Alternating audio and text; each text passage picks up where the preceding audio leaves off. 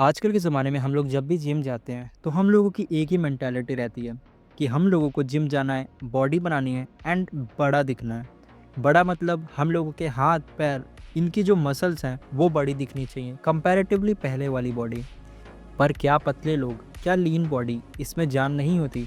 Suppose किसी बंदे का साइज़ ज़्यादा है एंड किसी बंदे का साइज़ कम है, तो क्या कम वाला बंदा हमेशा वीक ही रहेगा? चलो एग्जाम्पल लेके देखते हैं।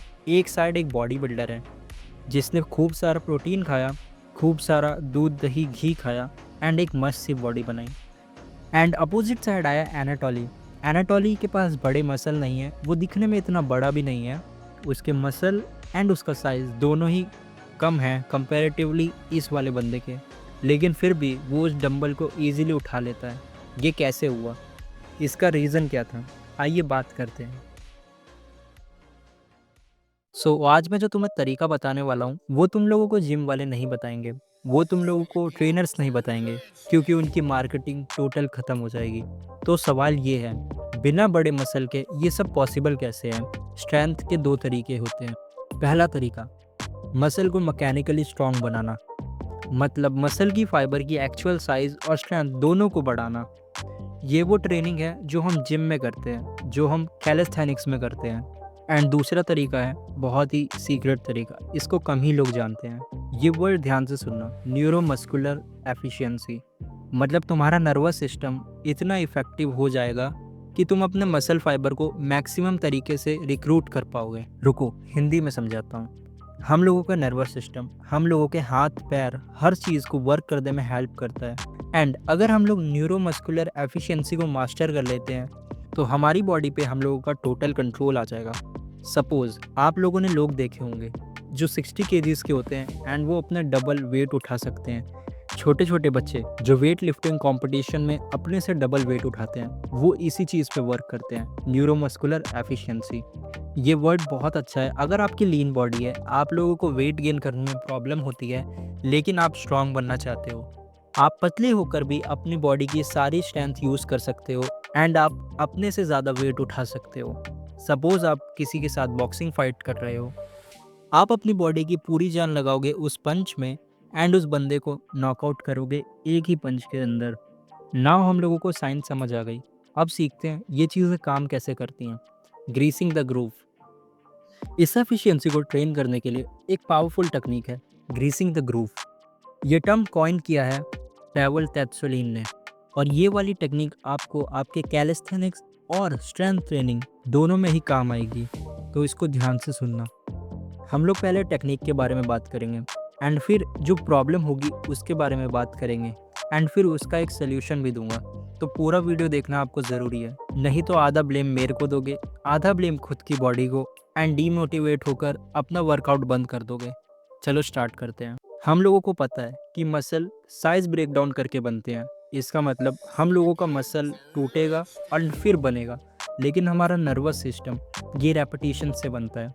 रेपिटेशंस मतलब बार बार करना किसी चीज़ को। जैसे एग्जांपल के लिए हम लोग डंबल ले सकते हैं।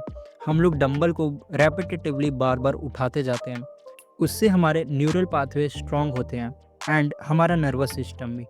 एग्जांपल के लिए लेते हैं, एक पत्थर और पानी में ज़्यादा कौन स्ट्रॉन्ग है? ऑब्वियसली एक पत्थर। लेकिन पानी एक पत्थर को चीर सकता है अगर वो कंसिस्टेंसी के साथ उस पर गिरे, या फिर हम लोग कहें रेपिटेटिवली उस पर गिरे। ना हम लोगों के पास एक प्रॉब्लम आती है एंडलेस रैप्स की। अब तुम लोग बोलोगे भैया, अगर हम लोग को पुशअप्स मारने ही हैं तो हम लोग एक साथ 100 पुशअप्स क्यों नहीं मार लेते? लेकिन रियलिटी ये है कि हम में से कई ज़्यादा बंदे 100 पुशअप्स नहीं मार सकते। वो नियरली इम्पॉसिबल है। इवन मेरे मैक्सिमम पुशअप्स हैं 70। एंडलेस रैप्स मारने से मसल फटीक हो जाता है, फॉर्म बिगड़ जाता है और गलत पैटर्न सेट हो जाता है, और फिर रिकवरी के लिए दिन भर रुकना पड़ता है।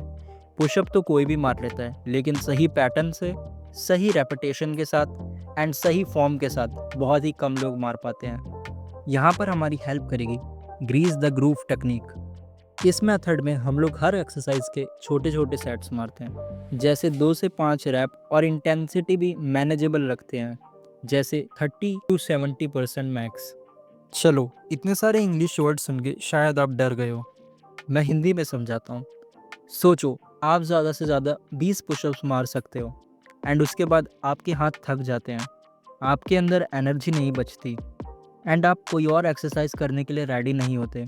इसका मतलब है आप लोग 20 पुशअप्स के बाद आपकी लिमिट क्रॉस कर देते हो एंड उससे ज़्यादा आप काम नहीं कर पाते। यहाँ पर काम आता है ये वाला मेथड। इस मेथड में हम लोगों को 9 से 10 रैप्स मारने हैं, लेकिन हमारी बॉडी को थकाना नहीं है, क्योंकि हम लोगों को 1 घंटे बाद फिर से ऐसा ही काम करना है। 9 से 10 रेपिटेशन, लेकिन हमारी आर्म्स थकनी नहीं चाहिए। इस मेथड से हम लोग स्ट्रॉन्ग बनेंगे। भले ही हमारे आर्म्स का साइज़ बड़ा ना हो, लेकिन हमारी लीन बॉडी इतना पावर जनरेट करने लगेगी कि हम लोग 100 केजी प्लस वज़न उठा सकें। दिन भर में मल्टीपल टाइम रिपीट करो बिना फटीग के। इससे तुम्हारी रेपिटेशंस हाई क्वालिटी में रहेंगी एंड मसल बिना ब्रेक हुए नर्वस सिस्टम शार्प होएगा। नाउ हम लोगों ने टेक्निक सीख ली, हम लोगों ने इसकी प्रॉब्लम सीख ली एंड उसका एक सल्यूशन भी सीख लिया। पर अब हम सीखते हैं इसके रूल्स। हम लोगों को एक्सरसाइज 4 बार करनी है, दिन में 4 बार। सपोज़ हम लोग पुशअप्स कर रहे हैं, तो हम लोग को 10-10 पुशअप्स 4 बार करने हैं एंड जिस मसल ग्रुप को हम लोग ट्रेन कर रहे हैं इस मेथड से, उसको जिम में या कैलिस्थेनिक्स में बाद में कभी ट्रेन नहीं करना। सपोज़ हम लोग की पुशअप से हमारा ट्राइसेप ट्रेन होता है, तो हम लोगों को उसको ट्रेन नहीं करना जिम में या फिर कैलिस्थेनिक्स किसी भी मेथड से। एंड हमारा थर्ड रूल है, हम लोगों को हर रैप को परफेक्टली करना है, I mean in the form और इन द पैटर्न। अगर हम लोग की एक्सरसाइज गलत पैटर्न में लॉक हो गई तो उसको दोबारा करना बहुत ही ज़्यादा मुश्किल है, तो हम लोग को इस चीज़ का ध्यान रखना पड़ेगा। एट द एंड अगर आप समझदार हो तो आपको ये मेथड समझ आ गया होगा, एंड अगर आपको नहीं आया तो कमेंट में पूछ लो। 30 मिनट के अंदर मैं हर कमेंट का जवाब देने वाला हूँ। इन टाइप की वीडियोस में बहुत मेहनत लगती है, तो आप सब्सक्राइब कर दिया करो एंड एक लाइक कर दो, जिससे मुझे मोटिवेशन मिलेगा। एंड शेयर करो अपने दोस्तों के साथ जो ट्रेनिंग करते हैं।